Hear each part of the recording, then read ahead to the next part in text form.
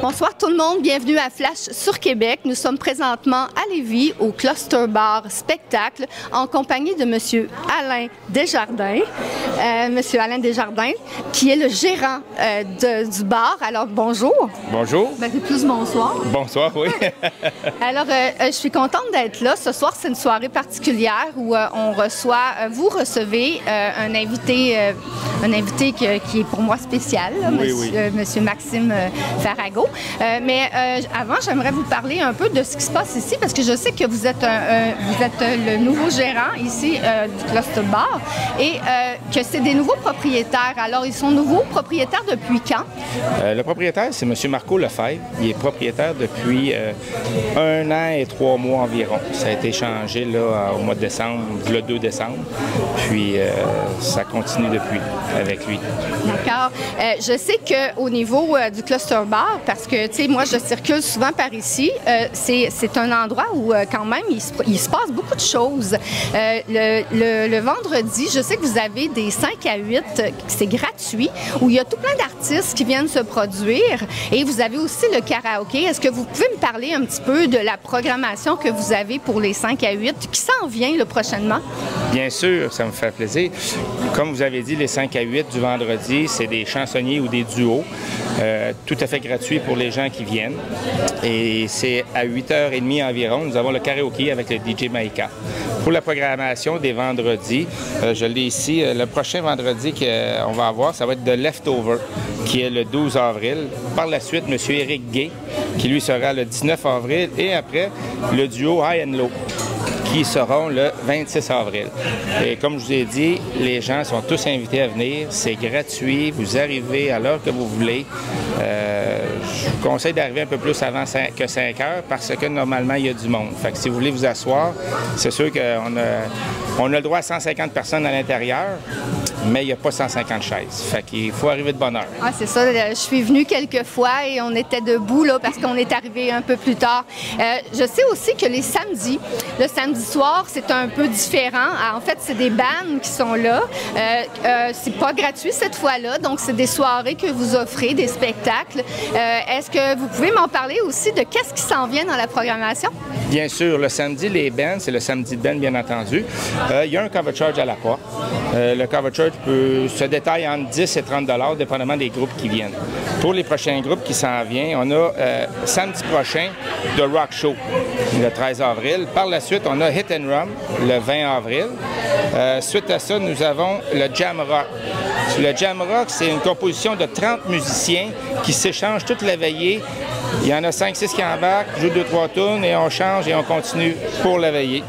Et par la suite, il y a Tommy Collins au mois de mai, le 4 mai. Nous aurons Phil Lauzon, 18 mai, très recommandé.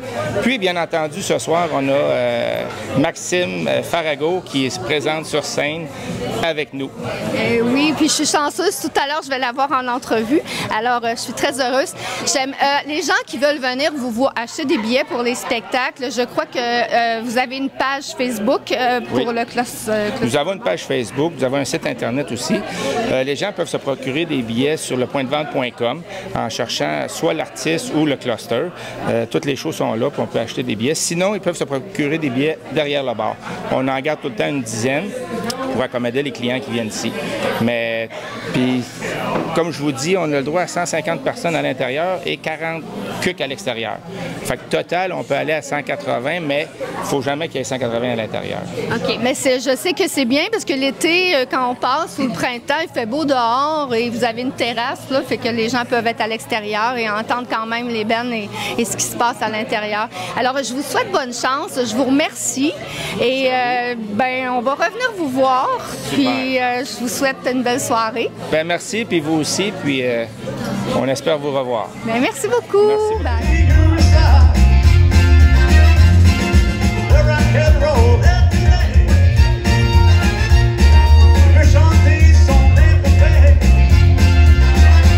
Une chanson depuis l'éveil, et la terre s'est enflammée. Je me rends hommage au vent.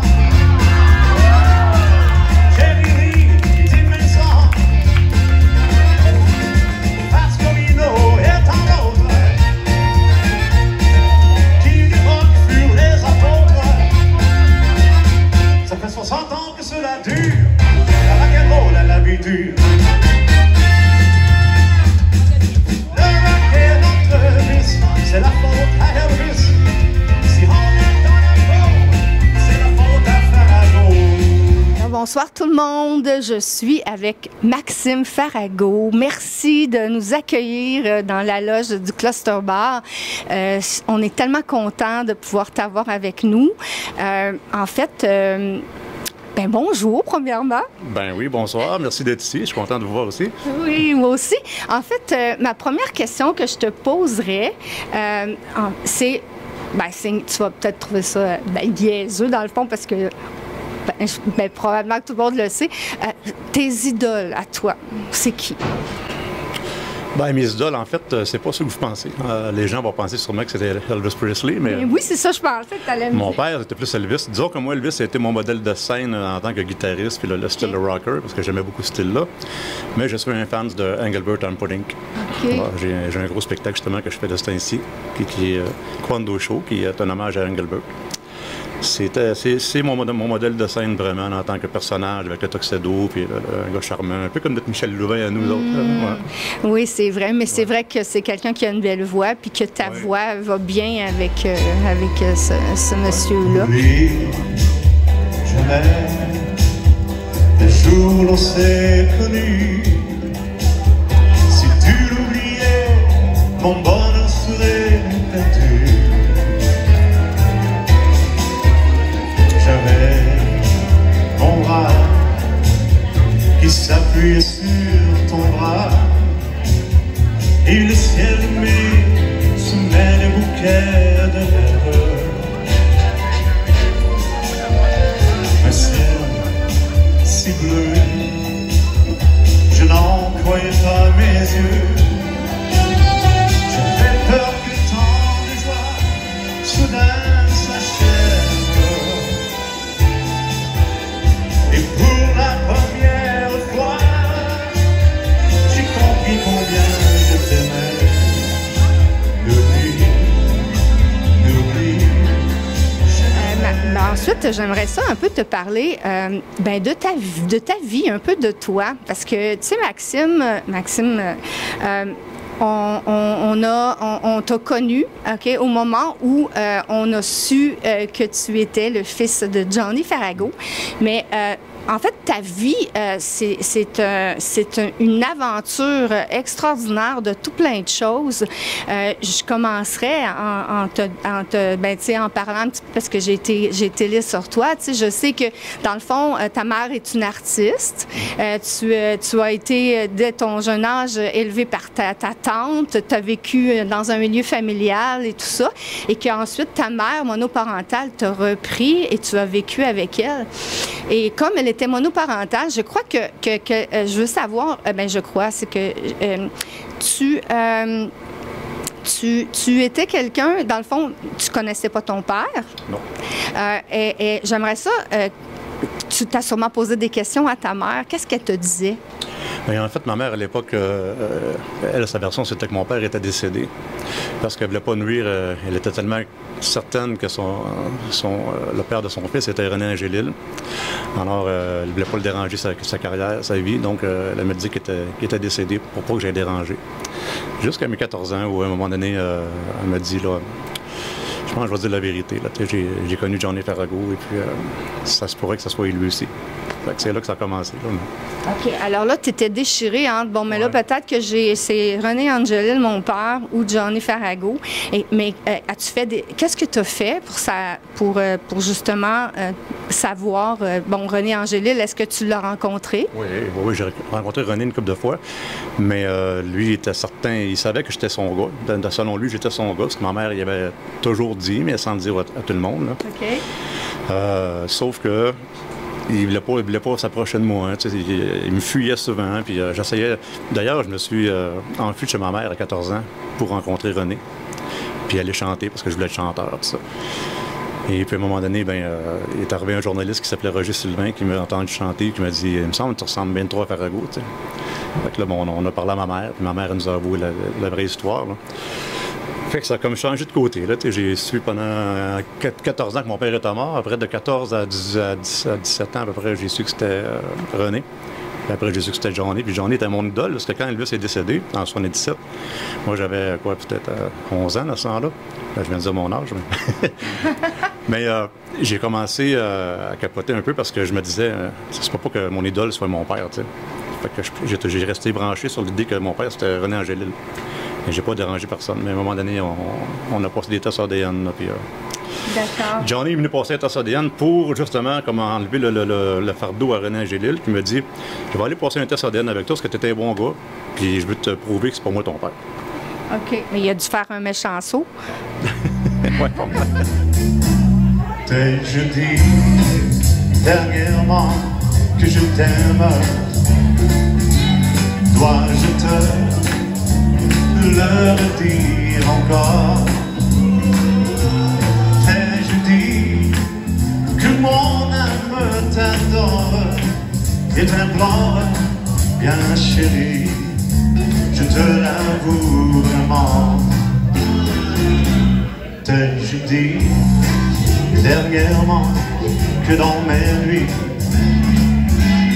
tous mes rêves n'étaient que de toi?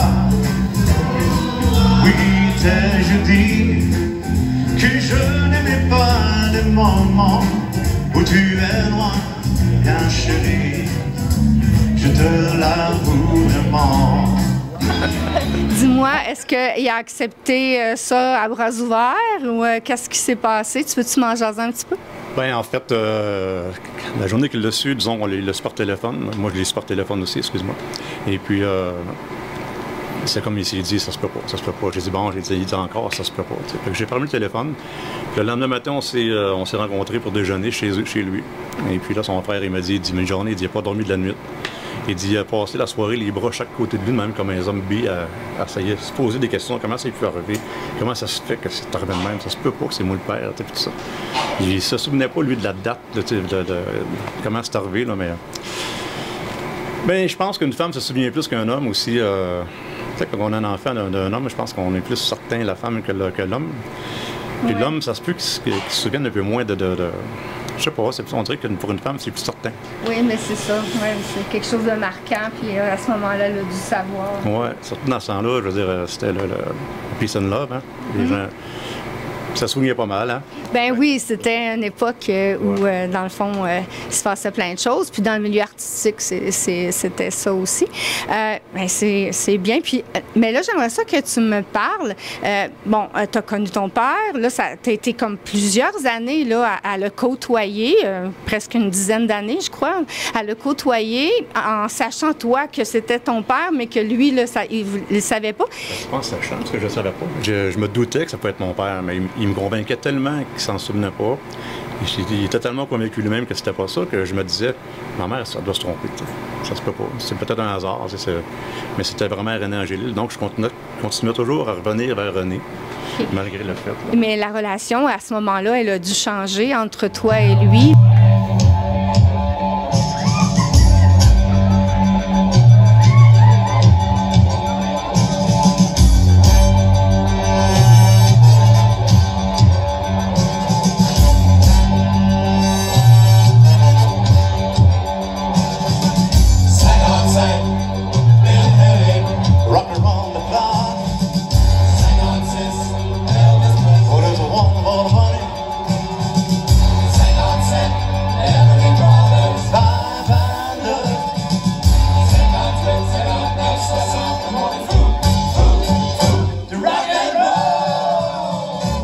C'est pas le disco qui va me faire danser, c'est pas le boogie qui va me faire oublier. Non, c'est le rétro, que le monde est dans la peau. Le monde est fou, du rock and roll. C'est pas le new wave qui va changer ma vie, c'est pas le blues, ça ne bouge pas assez. Non, c'est le rétro, que le monde est dans la peau. Le monde est fou, du rock and roll. Le monde est fou, du rock and roll. Le monde est fou, du rock and roll. C'est le rétro, que le monde est dans la peau. Le monde est fou, du rock and roll. C'est pas le country qui va changer ma vie, c'est pas le blues, ça ne bouge pas assez. C'est le rétro, que le monde est dans la peau. Le monde est fou, du rock and roll. Le monde est fou, du rock and roll. Le monde est fou, du rock and roll. C'est le rétro, que le monde est dans la peau. Le monde est fou, du rock and roll. Même s'ils nous ont quittés, Buddy Holly, Elvis Presley, John Lennon et le King Elvis. Oh, oh, oh, on se souviendra toujours. Oh, oh, oh, on se souviendra toujours.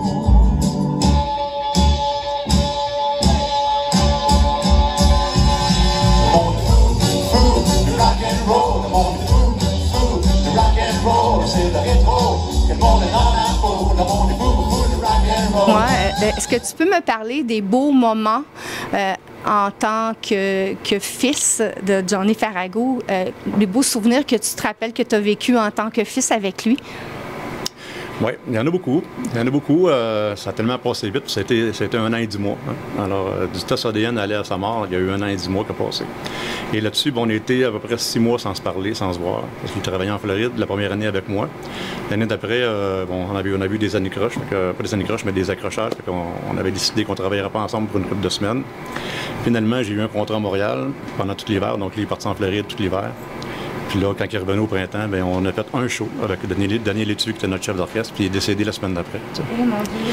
Fait qu'on n'a pas vécu grand-chose ensemble.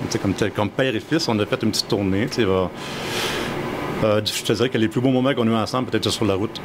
Sur la route, quand on s'en allait à des endroits, puis qu'on se parlait, puis que j'ai raconté mes affaires quand j'étais petit, puis que lui me contait ses choses quand il était plus jeune, puis qu'est-ce qu'il aurait aimé faire dans la vie, les enfants qu'il aurait aimé avoir, qu'il rêvait d'avoir un fils, puis tout ça. Et puis, quand on allait à la pêche, mais on était seuls, les deux d'une chaloupe, puis là, c'est là qu'on se parlait, puis qu'on pleurait. Là, ça en passe des choses dans une chaloupe, ouais, dans le bois. C'est ça. À l'école, quand j'étais petit, je n'avais pas beaucoup aimé. Je voulais la vieille du pont. Avoir les yeux un peu plus clairs, je rêvais d'être un enfant blanc. J'en voulais un peu à mon père. C'est vrai, je suis un étranger, on me l'a assez répété. J'ai les cheveux couleur corbeau. Je viens du fond de mon Maine, j'ai la voix de mon pays, italien jusque dans la peau. Je suis italien, je le rêve, dans les mains et dans les gènes. Poussé dans le sang de lumière, une malésie italienne. Je suis dans la ville, dans le cœur et mes lumières. J'ai la mémoire de mon espèce, je suis l'italien, je le rêve de mon agent. Ah, c'est merveilleux. Puis, qu'est-ce que...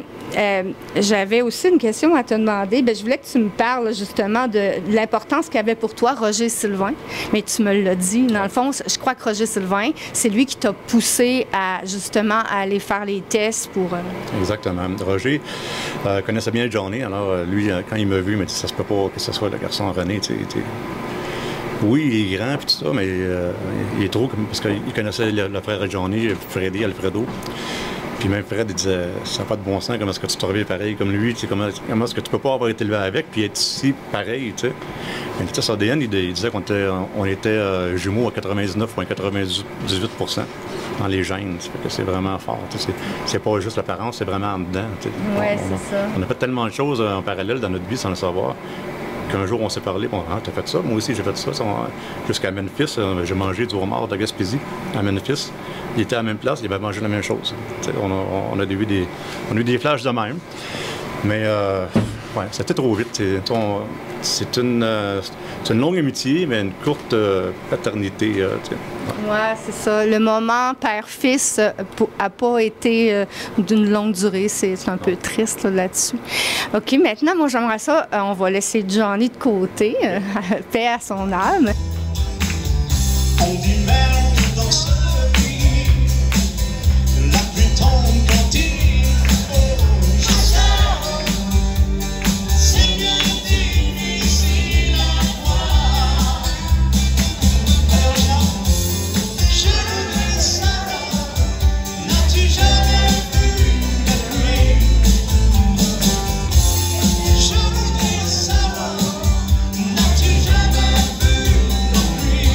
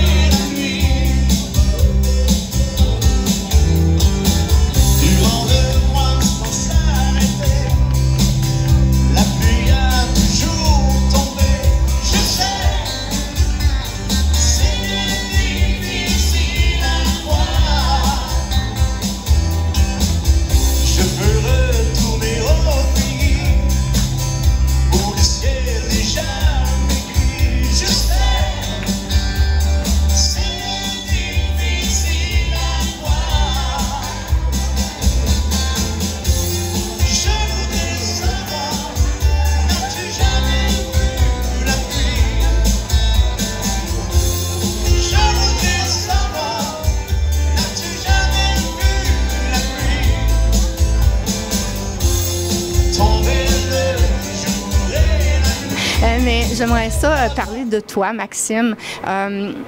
Maxime, dans le fond, ça fait longtemps que tu fais du spectacle, tout ça. Peux-tu me parler de la première fois que tu es monté sur scène? La première fois que je suis monté sur scène, c'était pas une scène, c'était une classe d'école. J'avais 11 ans. J'avais 11 ans, et justement, je commençais à imiter Elvis Presley parce que dans ce temps-là, j'aimais beaucoup son style avec le coq et les favoris, puis le collet levé. J'avais volé une chemise de spectacle à ma mère, que ma mère a chanté à l'époque avec Nanette Workman. J'avais pris une de ses chemises, j'avais mis un support dedans, puis j'ai fait remonter le collet un peu comme ça. Puis j'avais les cheveux longs jusqu'aux épaules, mais je m'étais peigné avec un gros coq, puis un foulard dans le cou. Puis là, j'avais lipsé une chanson de Elvis Presley devant la classe d'école à 11 ans. Puis quand j'ai vu les réactions des filles, ben, là, je me suis dit, wow, moi, je veux devenir chanteur. Une chanson de Monsieur Paulo Noël.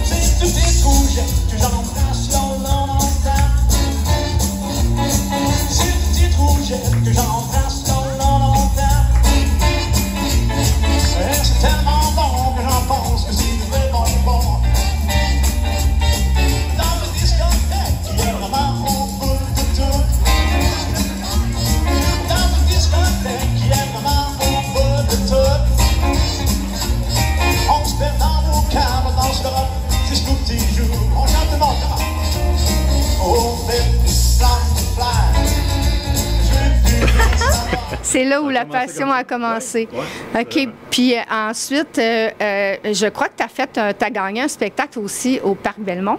Oui, c'est bien sûr.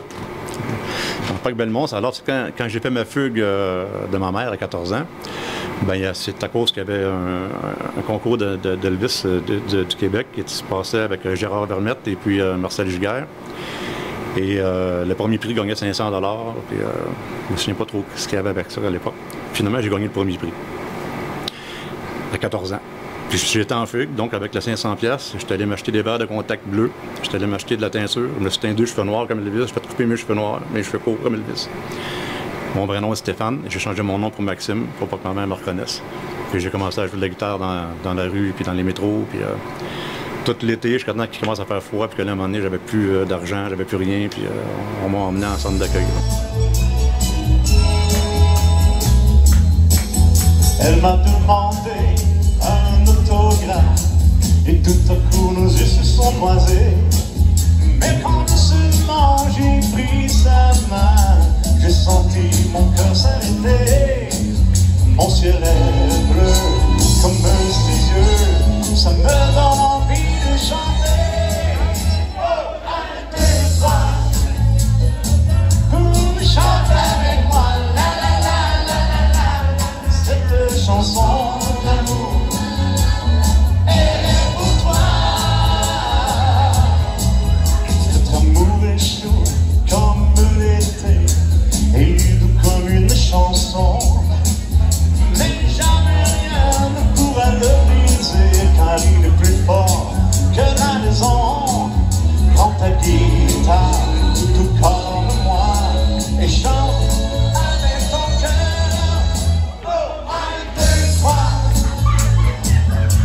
Chante avec moi, la la la la la. Cette chanson d'amour, elle est pour toi. OK. En fait, t'es un petit rebelle. Non, je suis pas un rebelle. Je suis un gars qui voulait devenir chanteur, puis qui cherchait son père. Oui, c'est ça. Mais je dis rebelle. Rebelle dans le sens que quand tu avais des idées en tête et tu y tenais, puis il fallait que tu ailles au bout de tes rêves. Ouais. Une idée fixe, comme on dit. J'avais vraiment... Je savais où je voulais m'en aller. Puis, aujourd'hui, quand je fais comme ce soir, je vais faire un spectacle, puis à chaque fois que je monte sur scène, je me sens pareil comme la première fois à 11 ans. J'ai tout le temps la même passion. J'étais un gars qui peut chanter de 6h à 1h du matin sans prendre d'intermission. Moi, je suis maniaque à ça. T'sais. Si je fais un spectacle de 2-3 heures, j'arrive à la fin du spectacle puis je me dis, Bernard, il me reste encore une trentaine à faire. Mais ça, je vais en faire un autre, puis ça finit plus.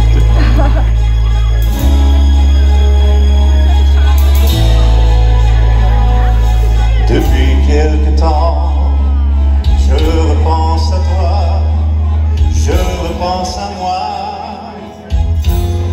À quoi vont se mentir? Rien n'est plus comme avant. Nous étions pourtant plus que des amants. Laissons-nous le temps. Et comme au premier jour, je voyais pas tes lumières tantôt. Je veux te faire la cour. Ne t'en va pas. Tu sais, je t'ai plus mal parfois. Tu verras, tout s'arrangera. Je t'en prie, aie confiance en moi. Ne t'en veux pas. Je ne peux vivre loin de toi. Après de poser ma fleur dans les toilettes. Le bonheur, ça ne suffit pas. Je t'en supplie, sors pas de là. C'est ça, quand on est passionné, on n'arrête jamais. Hein? Je suis un petit peu comme ça, moi. C'est comme le temps. Le temps, ça, c'est pas grave, le temps. Quand tu aimes ça, tu ne débarques pas une petite dernière. Exact. Ah, c'est bon. Maxime, qu'est-ce qui s'en vient pour toi prochainement? Ce qui s'en vient pour moi, en fait, il y a un gros spectacle qu'on fait présentement qui s'appelle le Kwando Show, que je parlais tantôt. C'est un hommage à Engelbert Humperdinck. On est soit 9 musiciens avec moi sur scène, ou non, on est 14 avec des danseurs latinos. Et puis on fait 30 chansons d'Engelbert. Là, j'ai un ensemble de cuivres, j'ai 3 choristes avec des danseuses. C'est vraiment un gros spectacle. On va commencer à faire la tournée au mois de septembre cette année.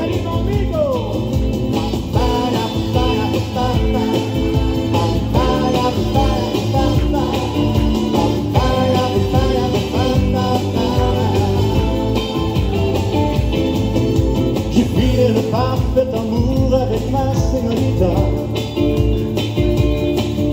Tu étais notre guide et nous sortions toujours tous les trois. Avec toi j'ai vu les belles dames autour de ton dos,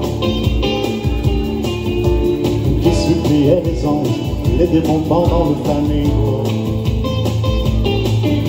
Souviens-toi du serpent et miel qui s'appelait Antigua.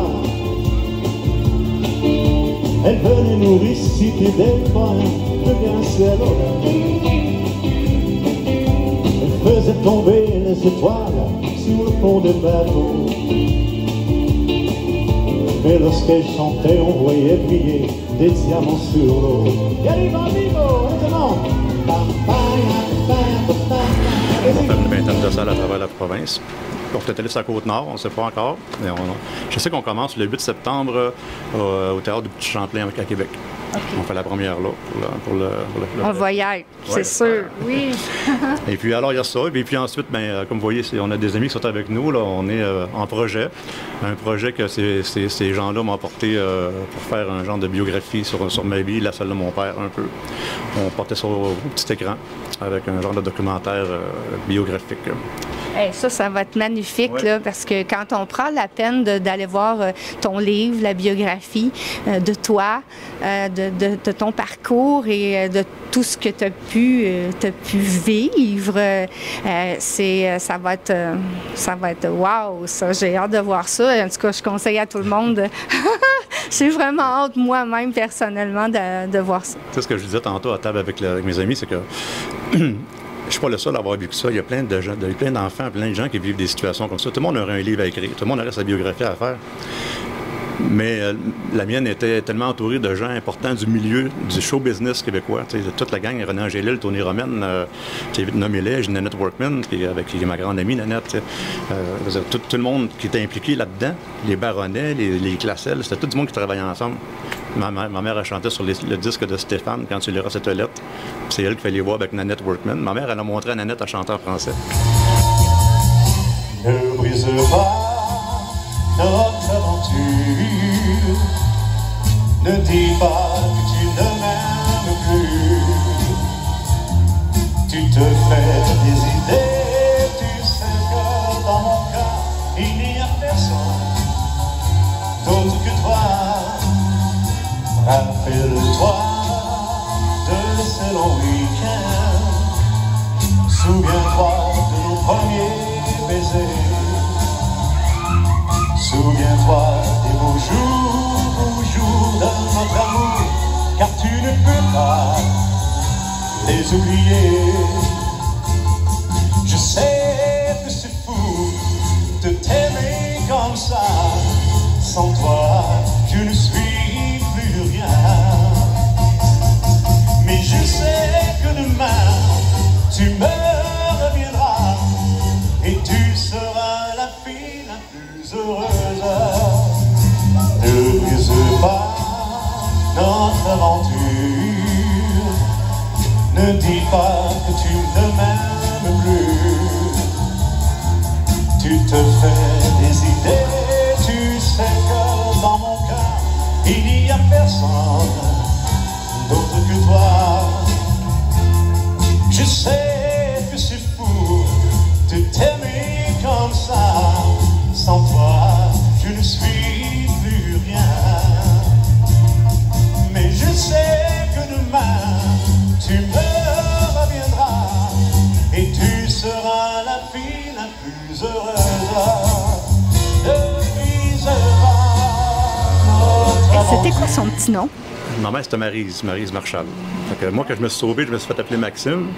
Et Roger Sylvain m'a dit ça te prendrait un nom de famille. Je m'étais fait appeler Maxime Marchal aussi, pour être comme ma mère, parce que je voulais pas m'identifier à Johnny Ferrago. Mais c'est ça. Fait que je me dis, mon histoire est pas banale. Par contre, je rencontre tellement de monde qui ont lu mon livre, qui ont entendu mon histoire, qui me disent, Maxime, ça me ressemble tellement. T'as vécu des choses que j'ai jamais osé parler. Moi, que ma mère, comment elle était avec moi, puis mon père, puis ma mère qui me battait. Puis, je rencontre tellement de monde comme ça que c'est incroyable. Tout le monde aurait un livre à faire. On est tous au fond du quart du ciel, au fond du quart du ciel, qui nous empêche d'être malheureux, malheureux.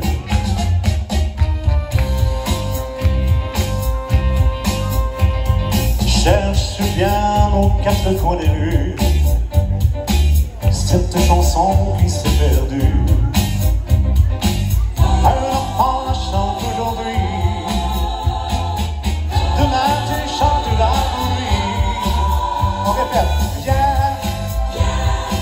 Avec moi, écoute bien ce refrain-là. On a tous au fond des yeux du soleil, au fond des yeux du soleil, qui donne la vie comme un goût de miel. On a tous au fond du quart du ciel, au fond du quart du ciel, qui nous empêche d'être malheureux, malheureux.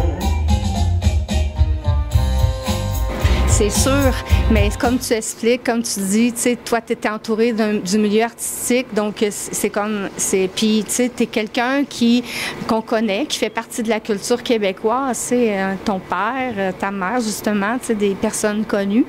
Donc, ça vient chercher les gens. Écoute, ça va être merveilleux d'entendre, de voir ça, ça. Oui.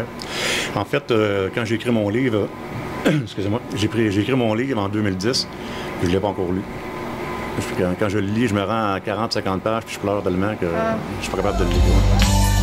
Non, vraiment, je ne comprends pas pourquoi tu restes toute seule quand je suis si près de toi. Je demande une autre chambre.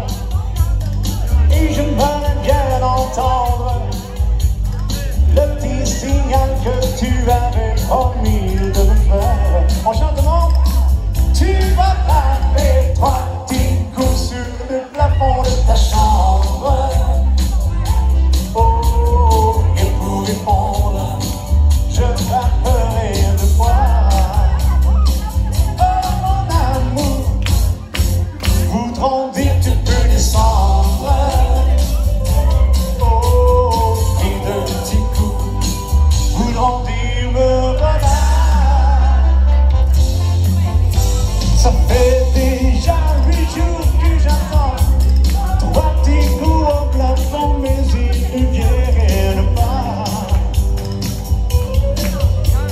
Je commence à désespérer, et puis je n'ai plus rien à manger. Alors ne tarde pas trop à m'inviter chez toi. Tu vas taper 3 petits coups sur le plafond de ta chambre. Oh, et pour répondre, je frapperai 2 fois. Oh mon amour, voudront dire tu peux descendre. J'ai demandé à des amis de me le lire, j'ai demandé à ma blonde de me le lire, puis ça arrête tout le temps comme au deuxième chapitre tout près. Ça, c'est parce qu'il y a encore des petites blessures à guérir. Oui, sûrement. Mais c'est vraiment comment on dit ça? C'est dur d'écrire un livre, surtout quand tu racontes ta vie, que tu racontes la vie de d'autres mondes impliqués, puis il faut que tu y ailles délicatement aussi, parce qu'il y a des choses qui se racontent pas. Nous autres, Et les chansons magiques, j'aime le soleil et l'amour éternel. Aimes-tu la vie? J'aime le matin quand près de moi elle se réveille. J'aime bien la nuit dans mes nids paradis. Aimes-tu la vie? Dis-moi qu'est-ce que tu penses, qu'est-ce que tu préfères, qu'est-ce qu'il te faut pour monter, monter, monter plus haut. Aimes-tu la vie comme moi? Vois-tu la vie comme ça? Aimes-tu la vie comme moi? Vois-tu la vie comme ça? Dis-le-moi. on a enlevé à peu près 150 pages du livre parce qu'il y avait des choses qu'on aurait pu peut-être avoir des représailles là-dessus, soit de René, soit des autres. C'est des choses que moi j'étais au courant, mais que j'avais pas le droit de raconter. Peut-être dans la biographie, on pourra en dire un peu plus. Oui, c'est ça. Ça va être comme quelque chose que les gens vont découvrir. En tout cas, ça va être un succès, ça. J'ai bien hâte de voir Mais ça. ce soir, il me fallait savoir. Et dans une automne, oh oh oh oh, je vous ai surpris. Tu embrassais, hé hé hé hé, mon meilleur ami. Hi, hi, hi, hi. Alors c'était lui, oui lui, oui lui. Alors c'était lui que tu avais choisi. Sur le coup, je n'osais pas y croire. Je pensais que je m'étais trompé. À cet instant, la vérité a vaincu mon amour. J'aurais tellement, tellement voulu être loin, loin de cet automne, oh oh oh oh, où je fus surpris. Toi qui embrassais, hey, hey, hey, hey, mon meilleur ami. Alors c'était lui, oui lui, oui lui. Alors c'était lui que tu avais choisi. Alors, Maxime, ben, je te souhaite un bon show. Je suis très heureuse de t'avoir rencontré. Je jaserais tout plein de temps avec toi. J'aurais tellement de questions. Ça serait vraiment le fun. Mais en fait, est-ce que tu habites toujours dans la région de Charlevoix? Non, je suis à Hemingford. Je suis à Hemingford, à 3 km des lignes de New York. OK. Hey, ça fait loin. C'est vous qui est loin, moi je suis correct, mais moi je suis proche. Je vais aller aux États-Unis, je suis à côté, mais non, en fait, j'ai resté à Sept-Îles, je travaillais à Montréal, puis je travaillais à Sept-Îles, parce que je restais à Montréal, je travaillais à Sept-Îles, j'ai été habité à Sept-Îles, je travaillais à Montréal. Fait que là, ça n'avait plus de bon temps. J'allais faire un show de 3 heures pour 11 heures de route aller, 11 heures de route à revenir. Fait que j'ai redéménagé un peu plus proche dans Charlevoix. Finalement, j'ai eu des business, des restaurants. Puis quand tu arrives dans le coin, tu es comme la vedette, tu es comme tout le monde veut s'arracher, Maxime Farago. Mais quand tu deviens homme d'affaires, ben tu voles la clientèle, tu voles le staff, tu t'enlèves le pain à tout le monde. Donc, si tu fais trop de mal comme ça au monde, ben pas du mal, mais si tu prends trop de place, tu te fais bouder.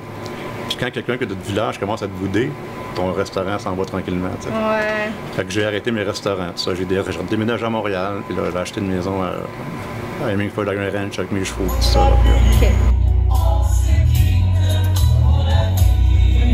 Quand tu seras loin de moi,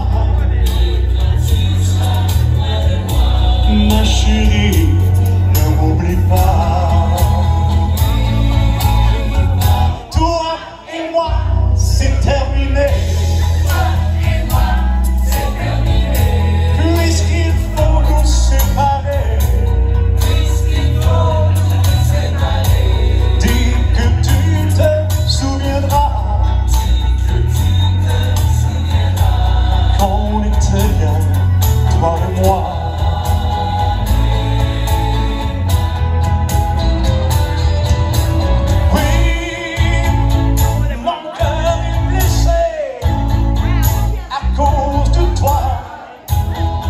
Ne l'oublie pas. Mais si tu venais, je te tendrai les bras. Toi et moi, c'est terminé.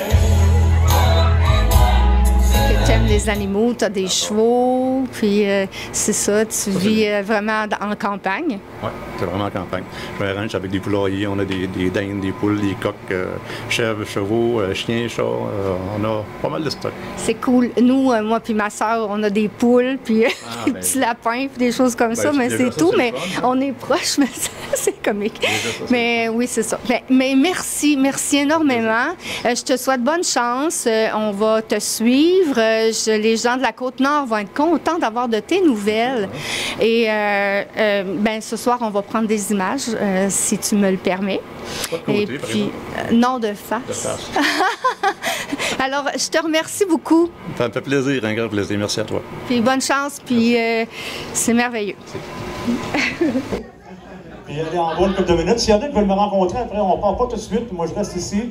Je vais vous rencontrer. J'ai des CD à vendre. J'ai des CD de mon coin d'eau chaud, des CD hommage à mon père. J'ai aussi des livres à vendre. Avant des livres, j'en avais à perdre, la sœur, je les vends. C'est un livre qui s'appelle Un peu d'amour, beaucoup de peine, écrit par Émile Poulain. Et puis, ça raconte ma vie, ma biographie. Et puis, j'ai la misère à le dire, mais j'ai peur de me vanter, mais les gars qui sont là pour écrire une histoire aussi, l'histoire des Farago. Alors, ça va sûrement être quelque chose à suivre dans les années qui vont, ben, peut-être 1 an ou 2, 3 ans peut-être. Ça dépend, ça va dépendre de moi, comment je vais être branleux. Merci tout le monde, j'espère, je sais que ça se peut que j'en oublie des fois des gens, parce que j'aime pas ça nommer des noms dans la soirée, parce que j'en oublie tout le temps. Puis en plus, je suis myope, puis en plus, je suis noir, j'ai des spots forts dans le visage, donc je vois pas tout le monde qui est assis un peu plus loin. Mais j'aimerais vous dire à tout le monde ici ce soir, même mademoiselle Brigitte, avec sa sœur, que je ne sais pas ton nom, merci pour la petite entrevue, hein? Merci pour l'entrevue en bas, c'était très plaisant. Merci. Ça s'appelle Flash Québec? Oui! C'est ça, hein? Bon, merci. C'est dans l'espoir d'accomplir mon choix. Allez, devant mon champagne de trois. Oh! L'après-midi, je suis triste. Oui, l'après-midi, je m'ennuie. Jour après jour sur la route. Tu ne peux pas savoir comme je peux t'aimer. Chaque nuit, je parcours semble inutile. Je cherche toujours sans rien trouver. Je vois ton visage qui me hante. Je me demande pourquoi je